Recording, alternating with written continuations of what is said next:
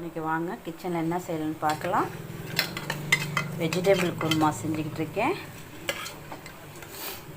வெங்காயம், தக்காளி, காலிஃப்ளவர், பச்சை பட்டாணி, கேரட், உருளைக்கிழங்கு எல்லாம் தாளிச்சு விட்ருக்கேன்.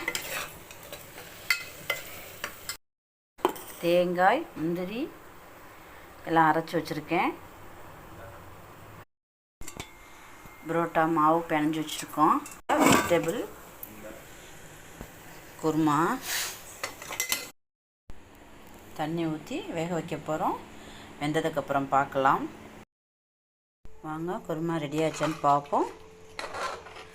Kurma vegetable kurma ready. Night டின்னருக்காக